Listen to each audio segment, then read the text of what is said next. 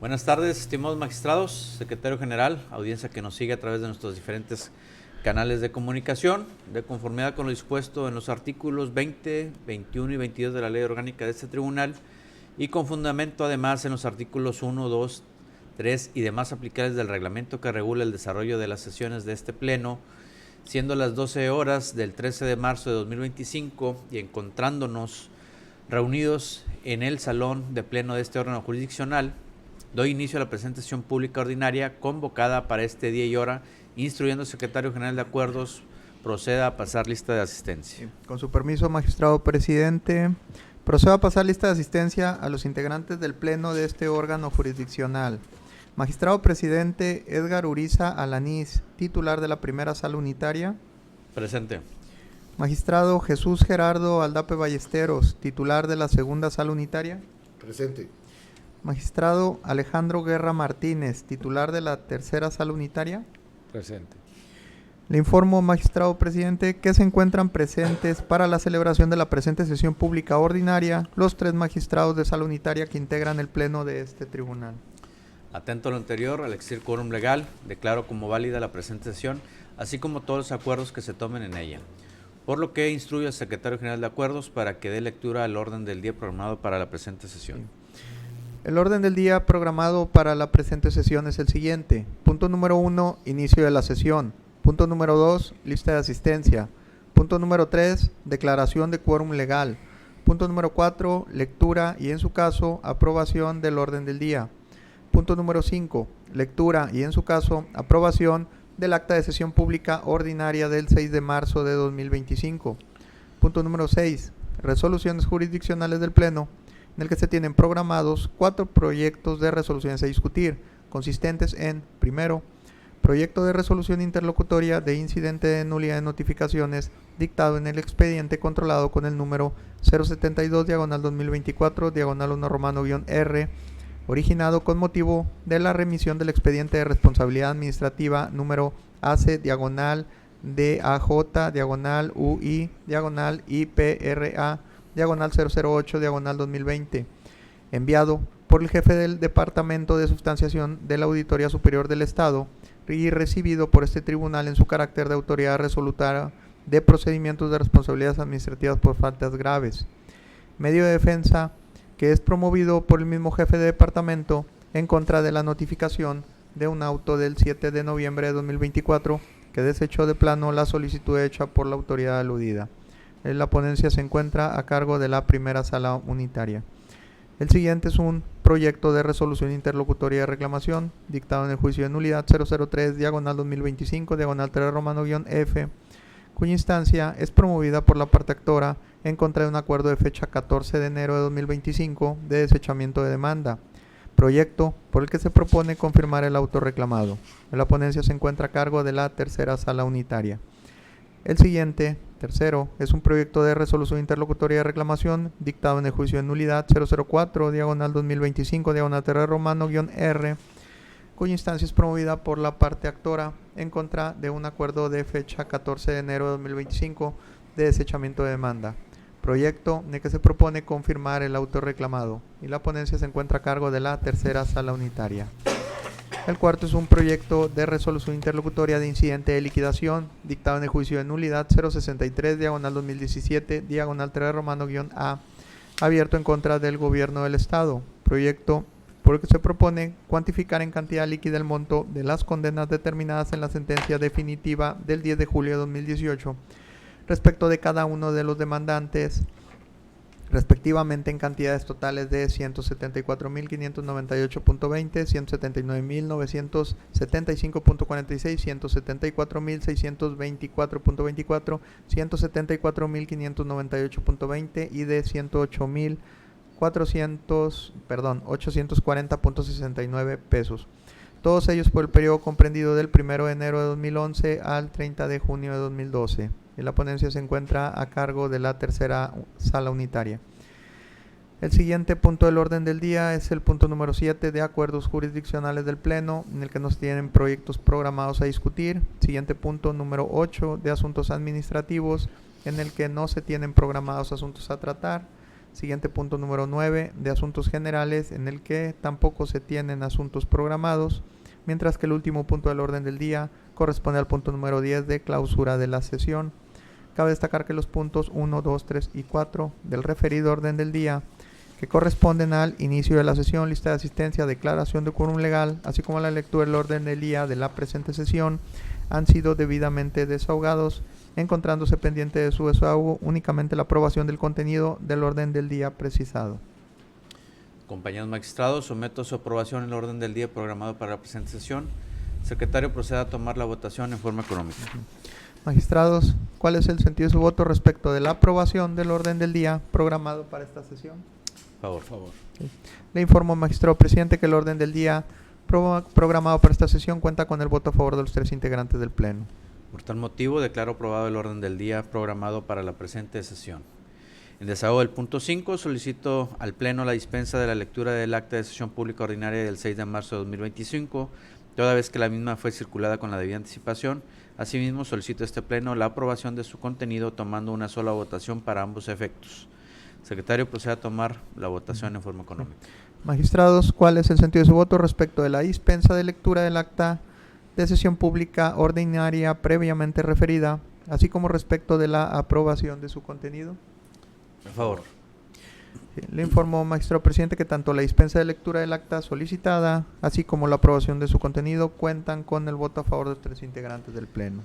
En consecuencia, declaro aprobado por unanimidad de votos el contenido del acta de sesión pública ordinaria del 6 de marzo de 2025, instruyendo al Secretario General de Acuerdos informe al Pleno cuál es el siguiente punto del orden del día. El siguiente punto del orden del día corresponde al punto número 6 de resoluciones jurisdiccionales del Pleno, en el que se tienen programados 4 proyectos de resoluciones a discutir. El primer proyecto corresponde a una resolución interlocutoria de incidente de nulidad de notificaciones, dictado en el expediente controlado con el número 72/2024/1-R, originado con motivo de la remisión del expediente de responsabilidad administrativa recibido por este tribunal en su carácter de autoridad resolutora de procedimientos de responsabilidades administrativas por faltas administrativas graves, cuya ponencia se encuentra a cargo del suscrito, por lo que procedo enseguida a exponer el sentido del proyecto. Como ya lo señalé, el antecedente es un incidente de nulidad de notificaciones en contra del auto del 7 de noviembre de 2024, en el cual la sala instructora desechó la solicitud de responsabilidad administrativa dictada en el expediente AC/DAJ/UI/IPRA/008/2020. Tiene como antecedente que el 6 de noviembre del 2024 el jefe del Departamento de Substanciación de la Autoridad Superior del Estado remitió mediante oficio AC/DS/141/2024 los autos originales del expediente de responsabilidad administrativa AC/DAJ/UI/IPRA/008/2020. Por auto del 7 de noviembre de 2024, el suscrito determinó desechar la solicitud hecha por la autoridad sustanciadora al no obrar inserto en el expediente remitido las constancias de notificación direccionadas a los presuntos responsables, informándoles la remisión del expediente de trato a este tribunal. Dicho acuerdo se notificó en el Departamento de Jefatura de la Substanciación de la ACE el 8 de noviembre de 2024. Conforme con el sentido del acuerdo descrito en este punto, la autoridad sustanciadora de la Autoridad Superior del Estado interpuso el 13 de noviembre de 2024 el incidente de nulidad de notificaciones y un recurso de reclamación. Por auto de 19 de noviembre de 2024 se admitió a trámite el incidente de nulidad de notificaciones al ser de estudio preferente. En este sentido, los agravios presentados por el incidentista señalan que el actuario en ninguna parte de la constancia de notificación se asienta que el personal actuante sea notificador o actuario, es decir, no detalla el carácter que ostenta en la sala. De igual forma, indica que dicho documento se encuentra direccionado a la Auditoría Superior del Estado y se omite personalizarlo a él como jefe de departamento de substanciación de la Auditoría Superior del Estado, ya que fue quien envió el expediente de responsabilidad administrativa. De igual forma indica que la notificación debió practicarse en el domicilio señalado y no en otro diverso, con independencia de que como autoridad tenga uno oficial. En ese sentido, se propone al Pleno declarar infundado el argumento del incidentista, toda vez que el numeral 97, segundo párrafo de la Ley del Procedimiento Contencioso Administrativo en el Estado establece que las notificaciones se entenderán efectuadas cuando en el acuse de recibo que levanta el personal actuante adscrito a las salas unitarias de este tribunal obre el sello receptor de la oficialía de partes de la autoridad demandada. En autos sobra la constancia de notificación del 8 de noviembre del 2024 con las leyendas Auditoría Superior del Estado, recibido 8 de noviembre 2024, Jefatura de Departamento de Substanciación. Es de resaltar que en el referido sello obra un nombre, por lo que los argumentos son infundados. Es conveniente señalar que, con independencia de los argumentos que indica el incidentista, la notificación se considera legal mientras que pueda lograrse la comunicación procesal efectiva con la parte demandada y se logra establecer la relación jurídico-procesal entre las partes, por lo que si el incidentista hace valer sus defensas, se entiende que la notificación logra su propósito, por lo que se purga cualquier vicio en el procedimiento. Esto es acorde también a una jurisprudencia con número de registro 184772, cuyos rubros dispone que la revisión del escrito o de gabinete, la omisión en el citatorio de especificar que la diligencia es para entregar la solicitud de documentos queda purgada si la parte requerida acude ante la autoridad fiscal a exhibirlos. Por tanto, se propone declarar este incidente como infundado y, en consecuencia, se propone reconocer la validez de la notificación del 8 de noviembre del 2024. Se abre discusión el presente proyecto. Magistrado Jesús Gerardo Aldape Besteros, ¿algún comentario? Claro, te agradezco el uso de la palabra, magistrado presidente, y efectivamente se coincide con el razonamiento del magistrado instructor al considerar infundados los argumentos de la parte incidentista.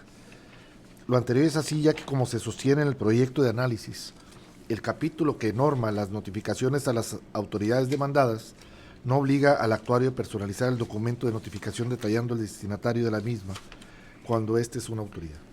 Además, si en la notificación obra el sello oficial receptor por parte de la autoridad a quien se pretende notificar, es decir, a la jefatura del Departamento de Substanciación de la Auditoría Superior del Estado, es evidente que dicha notificación es válida, pues la referida autoridad tuvo conocimiento oportuno del acto, tan es así que ocurrió a formular el presente incidente que nos ocupa. En ese sentido, estoy de acuerdo que se estime infundado el incidente de nulidad de notificaciones interpuesto por la autoridad sustancial. Es cuanto. Gracias. Magistrado Alejandro Guerra, ¿algún comentario? Gracias, un ligero comentario, magistrado presidente. Pues bien se estima correcto, se reconozca la validez de la notificación en cuestión, pues efectivamente, aun y cuando el oficio con el que se notificó a la autoridad sustanciadora, el acuerdo en el que se desechó de plano la solicitud, presenta deficiencias. Cierto es que en dicho oficio obra estampado el sello de la jefatura del Departamento de Substanciación de la Auditoría Superior del Estado, por lo que cualquier vicio de ilegalidad en el que se pudo incurrir al realizar la notificación quedó convalidada para todos los efectos legales a partir de la fecha en la misma en que se realizó, pues cumplió con la finalidad que es darle a conocer a la parte interesada el acuerdo respectivo, por lo cual y por lo tanto nuestro voto es a favor. Es cuanto, magistrado presidente. Gracias, magistrado. Si no hay más que agregar y considerando se encuentra suficientemente planteado y discutido el asunto, secretario, procede a tomar la votación correspondiente. Sí. Respecto del proyecto de resolución interlocutoria de incidente de nulidad de notificaciones recién expuesto por su ponente, magistrado presidente Edgar Uriza Alanís, ¿cuál es el sentido de su voto? A favor del proyecto. Magistrado Jesús Gerardo Aldape Ballesteros, ¿cuál es el sentido de su voto? A favor del proyecto.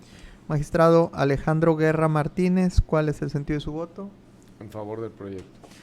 Le informo, magistrado presidente, que el proyecto sometido a consideración del Pleno cuenta con el voto a favor de sus 3 integrantes.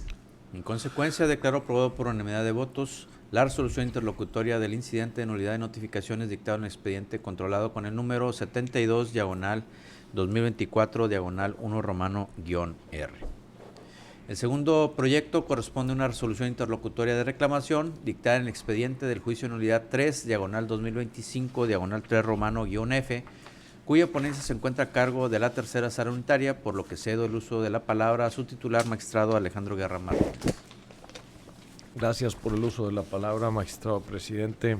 Y tal como se menciona, el presente asunto es a tratar respecto a un recurso de reclamación interpuesto en el expediente 003, diagonal 2025, diagonal 3 romano guión A.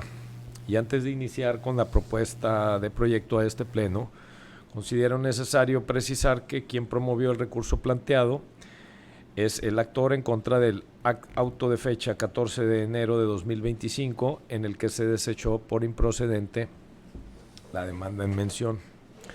Ahora bien, el recurrente señala que el magistrado omitió analizar y declarar procedente la demanda en contra de la resolución impugnada consistente en el mandamiento de ejecución, pues acorde a lo dispuesto al artículo 4, fracción segunda, inciso B de la Ley Orgánica del Tribunal de Justicia Administrativa para el Estado de Tamaulipas, es una resolución de autoridad fiscal estatal que fija cantidad líquida y un crédito fiscal para requerirlo.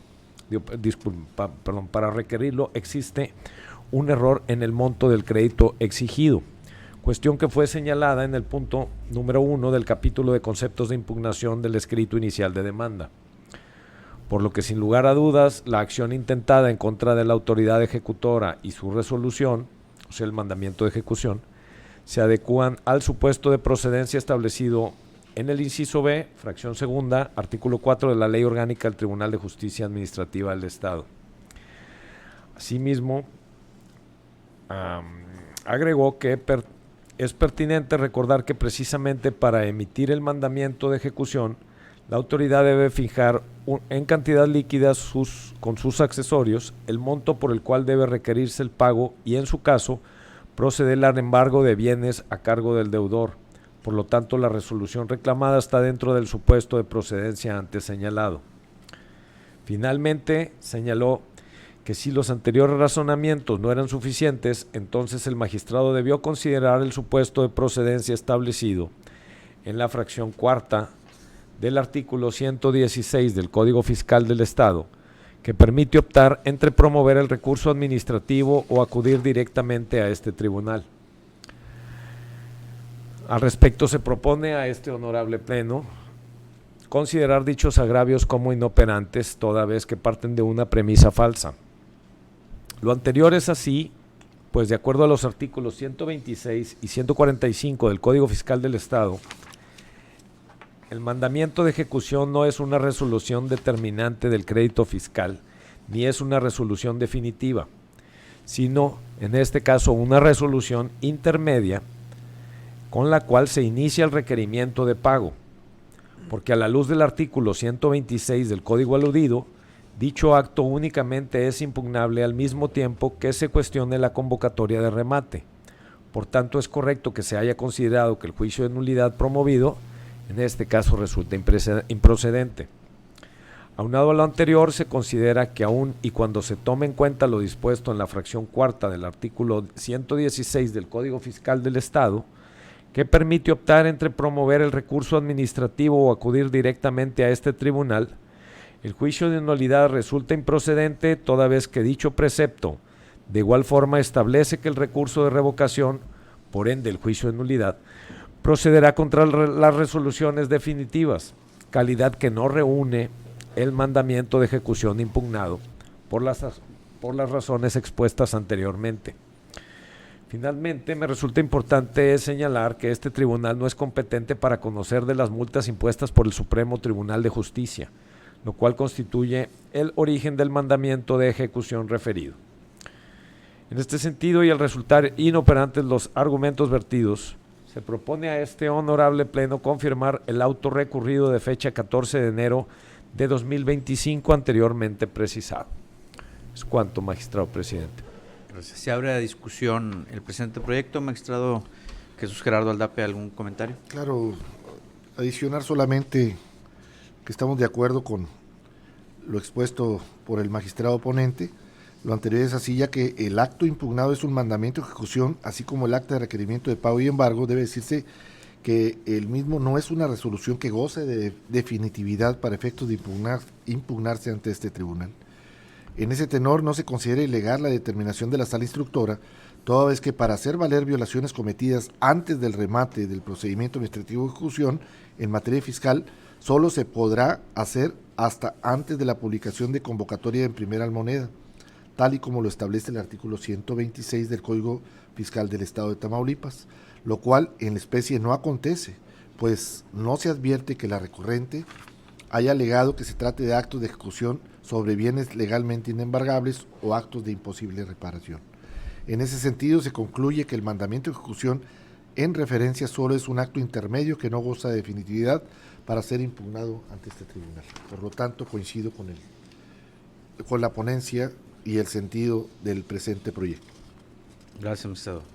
Realmente concuerdo con la exposición que realizó el magistrado ponente y el magistrado Aldape, al considerar que fue ampliamente desarrollado. Concuerdo con lo que señala. En ese sentido, si no hay más que agregar y considerando se encuentra suficientemente planteado y discutido el asunto, secretario, proceda a tomar la votación correspondiente. Respecto del proyecto de resolución interlocutoria de reclamación recién expuesto por su ponente, magistrado presidente Edgar Uriza Alanís, ¿cuál es el sentido de su voto? A favor del proyecto. Magistrado Jesús Gerardo Aldape Ballesteros, ¿cuál es el sentido de su voto? A favor del proyecto. Magistrado Alejandro Guerra Martínez, ¿cuál es el sentido de su voto? A favor del proyecto. Le informo, magistrado presidente, que el proyecto sometido a consideración cuenta con el voto a favor de los 3 integrantes del Pleno. En consecuencia, declaro aprobado por unanimidad de votos la resolución interlocutoria de reclamación dictada en el expediente del juicio de nulidad 3/2025/3 romano-F. El tercer proyecto corresponde a una resolución interlocutoria de reclamación dictado en el expediente del juicio de nulidad 4/2025/3 romano-R, cuya ponencia se encuentra a cargo de la tercera sala unitaria, por lo que cedo nuevamente el uso de la voz a su titular, magistrado Alejandro Guerra. Gracias, magistrado presidente, por el uso de la palabra. Y efectivamente, tal como lo menciona nuestro magistrado presidente y nuestro secretario general, el presente asunto a tratar es respecto de un recurso de reclamación interpuesto en el expediente 004/2025/3 romano-A. Y antes de entrar a mencionar la propuesta de proyecto para este pleno, considero necesario precisar que quien promovió el recurso planteado es la parte actora en contra del auto de fecha de 14 de enero de 2025 en el que se desechó por extemporánea la demanda. Ahora bien, de manera breve podemos exponer los agravios vertidos por la parte recurrente. Como punto número 1, la recurrente señala que la resolución administrativa mediante la cual se le inhabilitó temporalmente para desempeñarse en el servicio público es improcedente, pues carece de certeza jurídica, motivación y es violatoria de sus derechos humanos. Agrega en todo momento que se han violentado sus derechos humanos, ya que como lo manifestó ante la titular del Departamento de Autoridades Resolutoras adscrito a la Dirección Jurídica y de Transparencia de la Contraloría Gubernamental del Estado de Tamaulipas, el día 5 de diciembre de 2022, presentó ante la Unidad de Atención y Decisión Temprana de la Fiscalía General de Justicia de Tamaulipas denuncia correspondiente al robo domiciliario, generándose una carpeta de investigación sin que a la fecha se haya esclarecido el robo del bien en cuestión. Es decir, se encuentra actualmente en investigación. Asimismo, agrega que en la Plataforma Nacional de Transparencia se encuentra el inventario de bienes de la institución y aparece que el bien que interesa está a cargo de la Comisión de Parques y Biodiversidad de Tamaulipas, mismo que hasta la fecha no ha sido dado de baja.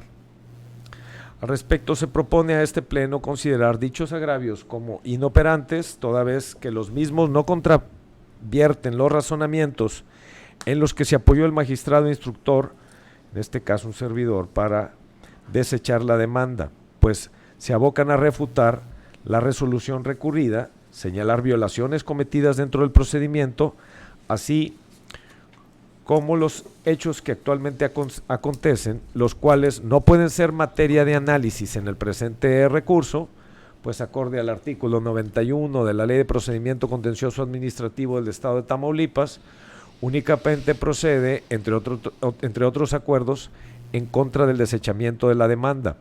Por eso, todos los agravios vertidos deben ir dirigidos a desvirtuar la legalidad de dicho auto. Como punto número 2, la recurrente, dentro de otra porción de los agravios, aduce que la demanda la instauró para reclamar la suspensión del procedimiento administrativo, no para declarar la validez o nulidad de un acto administrativo. Por lo que, como ya se ha considerado en diversas resoluciones de amparo, el procedimiento de reclamación por la vía jurisdiccional no es propiamente un juicio de nulidad, aunque le sean aplicables las reglas de la Ley de Justicia Administrativa, por lo que la naturaleza del procedimiento de reclamación instaurado es distinta a la de un juicio de nulidad, por lo que es evidente que el procedimiento de reclamación por responsabilidad administrativa, por su propia y especial naturaleza, no sigue los lineamientos estrictos del juicio contencioso administrativo, sino que se supedita a lo establecido en la Ley de Responsabilidades Administrativas del Estado de Tamaulipas, por lo que para tal efecto de considerar el plazo de interponer la acción respectiva, ha de seguirse lo establecido en el párrafo primero del artículo primero de dicha ley. Al respecto, se propone a este honorable pleno determinar que dichos argumentos son inoperantes toda vez que de ellos no se advierte que se hubiera formulado un agravio contundente y eficaz para desvirtuar la legalidad del auto recurrido.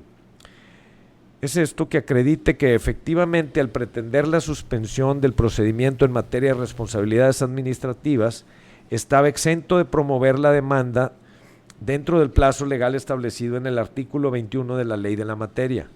Por ejemplo, señalar cuáles resoluciones de amparo son en los que sustenta sus manifestaciones. No obstante lo anterior, cabe señalar que en el artículo primero de la Ley de Responsabilidades Administrativas no prevé algún término en el cual deba de promoverse el juicio de nulidad en contra de las resoluciones que se dicten en el recurso de revocación, pues solo señala que la Ley de Responsabilidades es de orden público y de observancia general del Estado de Tamaulipas y tiene por objeto establecer las competencias del Estado y sus municipios para determinar las responsabilidades administrativas de los servidores públicos. Como punto número 3, y en otra parte de los agravios, la recurrente alega que el magistrado no señala con claridad cuál es el procedimiento que debió agotar ante la autoridad demandada, ni señala por qué no se acreditó una resolución de conformidad a lo establecido en los numerales 1, 2, 75, 101, 102 y 208 de la Ley de Responsabilidades Administrativas para el Estado de Tamaulipas, lo cual contraviene a los principios básicos constitucionales de debida motivación y fundamentación que se le exige a la autoridad jurisdiccional. Al respecto, propongo a este honorable pleno considerar como inoperantes dichos argumentos toda vez que parten en esta ocasión de una premisa falsa, en virtud de que, como puede apreciarse del auto recurrido, el magistrado instructor no indicó que la actora previo a acudir a este tribunal debió agotar los medios respectivos de impugnación ante autoridad demandada. Tampoco señaló que no acreditó una resolución de conformidad con la Ley de Responsabilidades Administrativas para el Estado de Tamaulipas, sino que indicó que toda vez que la parte actora señaló que la resolución impugnada le fue notificada a través de su defensora pública el 16 de agosto de 2024, tal como se desprendía del sello de recepción de la Defensoría Pública, Coordinación Regional Victoria, la misma era extemporánea. De ahí que se considere que dichos argumentos sean inoperantes toda vez que parten de una premisa falsa. Y en ese sentido, al resultar como inoperantes los argumentos vertidos, se propone a este honorable pleno confirmar el auto recurrido de fecha 14 de enero de 2025, a través del cual se desechó por extemporánea la demanda. Es cuanto, magistrado presidente. Gracias. Se abre discusión el presente proyecto. Magistrado Jesús Gerardo Aldape Ballesteros, ¿algún comentario? Sin comentarios. Gracias. Concuerdo con la exposición. Evidentemente, los agravios que propone la recurrente resultan inoperantes porque atacan el fondo del asunto, cuando en realidad la resolución de desechar la demanda es por la extemporaneidad, es decir, por extinguirse el plazo que la ley marca para que una persona pueda recurrir este tipo de resoluciones, que lo es el de 30 días, y evidentemente fue presentada posterior a este término, y en ello pues todos los agravios que expresa pues no vienen a abonar con respecto a la motivación que precisa el magistrado con respecto a la presentación extemporánea de la demanda. En ese sentido, si no hay más que agregar y considerando se encuentra suficientemente planteado y discutido el asunto, secretario, proceda a tomar la votación correspondiente. Respecto del proyecto de resolución interlocutoria de reclamación recién expuesto por su ponente, magistrado presidente Edgar Uriza Alanís, ¿cuál es el sentido de su voto? Favor del proyecto. Magistrado Jesús Gerardo Aldape Ballesteros, ¿cuál es el sentido de su voto? A favor del proyecto. Magistrado Alejandro Guerra Martínez, ¿cuál es el sentido de su voto? En favor del proyecto. Informo, magistrado presidente, que el proyecto sometido a consideración del Pleno cuenta con el voto a favor de sus 3 integrantes. En consecuencia, declaro aprobado por unanimidad de votos la resolución interlocutoria de reclamación dictada en el expediente del juicio de nulidad 4/2025/3 Romano-R. El cuarto y último proyecto corresponde a una resolución interlocutoria del incidente de liquidación dictada en el expediente del juicio de nulidad 63/2017/3 Romano-A, cuya ponencia se encuentra a cargo de la tercera sala unitaria, por lo que de nueva cuenta cedo el uso de la palabra a su titular, el magistrado Alejandro Guerra Martínez. Gracias nuevamente, magistrado presidente. Y tal como se menciona, el presente asunto a tratar es respecto de un incidente de liquidación presentado en el expediente 063/2017/3 Romano-A. En primer lugar, es importante señalar que la sentencia de 10 de julio de 2018, el Pleno de este tribunal condenó al gobierno del estado de Tamaulipas a que liquidara a los accionantes el pago de aguinaldo, prima vacacional y remuneraciones diarias por el periodo del 1 de enero de 2011 al 30 de junio de 2012. Sin embargo, como no obraban los elementos necesarios para realizar la cuantificación correspondiente, se estableció que la cuantificación se realizaría en el incidente que se tramita para tal efecto. De todos los actores del juicio, cinco presentaron su planilla de liquidación y con ello se aperturó el incidente respectivo y se ordenó correr traslado a la autoridad demandada para que en término legal presentara su planilla de liquidación, lo cual así aconteció. En el proyecto se propone considerar que las planillas de liquidación de las partes no se sujetan a la sentencia definitiva, toda vez que de las mismas no se desprende si tomaron en cuenta para obtener el salario integrado los conceptos 0108, 10, 11 y 49 relativo al salario, subsidio al empleo, capacitación y becas, canasta básica y apoyo para becas, contenidos en los comprobantes de pago. Por lo tanto, no se tomará en cuenta dichas planillas. Para resolver el presente incidente se tomarán en cuenta los comprobantes de pago que obran dentro de los autos, incluyendo las que acompañó la autoridad demandada al desahogar la vista concedida para que presentara su planilla de liquidación, que corresponden a los años 2011, 2013, 2014, 2015, 2016, pruebas que tienen eficacia para acreditar las percepciones de los actores. Asimismo, cabe señalar que se determina tomar en cuenta los recibos de pago exhibidos por la autoridad demandada, en virtud de que los actores del juicio señalaron que no les fue entregado el recibo de nómina de diciembre de 2010, manifestando que únicamente uno de los actores lo tiene. Sin embargo, fueron omisos en exhibirlo, por lo que, previo al requerimiento efectuado, se les tuvo por precluido su derecho para hacerlo y por no ofrecido el recibo de nómina aludido. Por tal razón es que se determina tomar en cuenta los recibos de pago exhibidos por la autoridad demandada y que sirven como base para realizar sus planillas. Ahora bien, para obtener el salario integrado de cada actor, se suma la cantidad que percibían por los conceptos 01, 08, 10 y 49 precisados en los comprobantes de pago de los actores.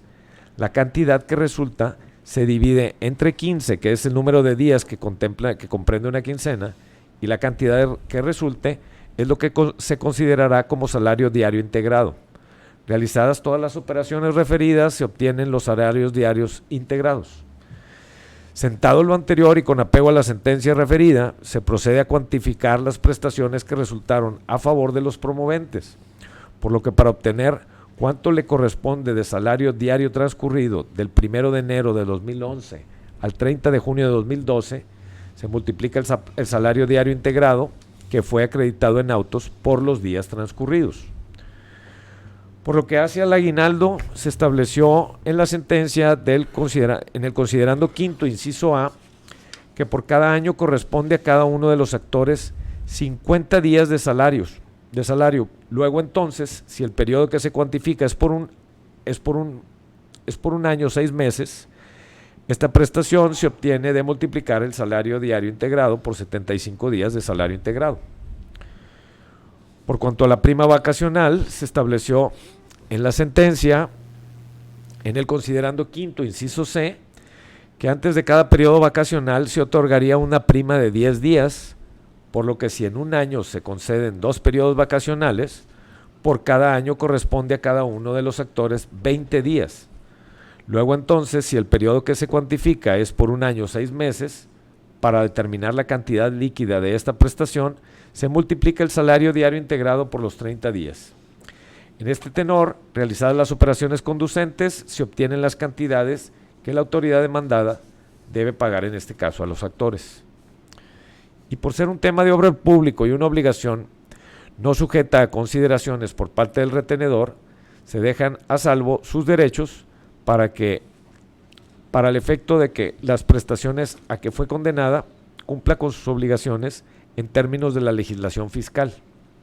En este tenor se propone a este honorable pleno considerar procedente el incidente de liquidación ordenado en la sentencia definitiva de fecha 10 de julio de 2018 y condenar a la autoridad demandada a que pague a los actores las cantidades por el periodo de conceptos y conceptos aludidos y dejar a salvo las facultades de la demandada para que cumpla con sus obligaciones fiscales.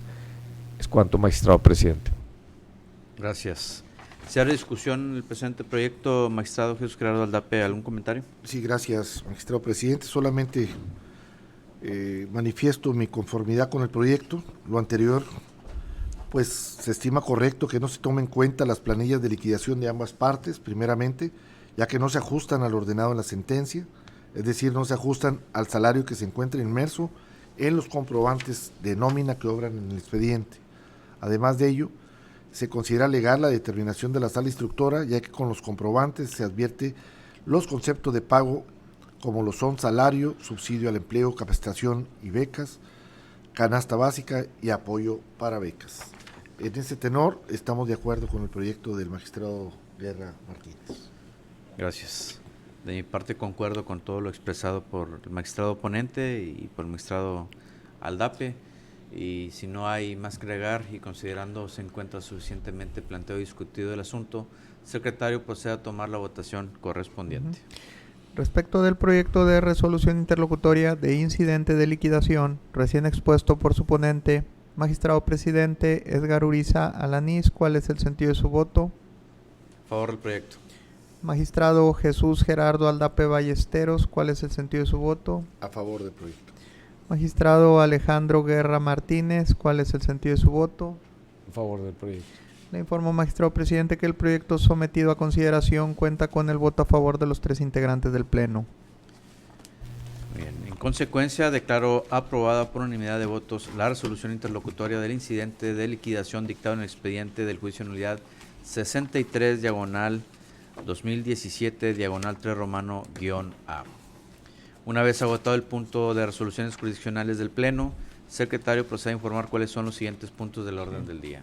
El siguiente punto corresponde al punto número 7 de acuerdos jurisdiccionales del Pleno, en el que no se tienen programados proyectos a discutir, así como tampoco se tienen programados asuntos a tratar en los siguientes puntos del orden del día, número 8 de asuntos administrativos y número 9 de asuntos generales. Atento a lo anterior, en desahogo del último punto del orden del día, que corresponde a la clausura de la sesión, siendo las 12:44 horas del 13 de marzo de 2025, declaro clausurada la presente sesión pública ordinaria. Muchas gracias.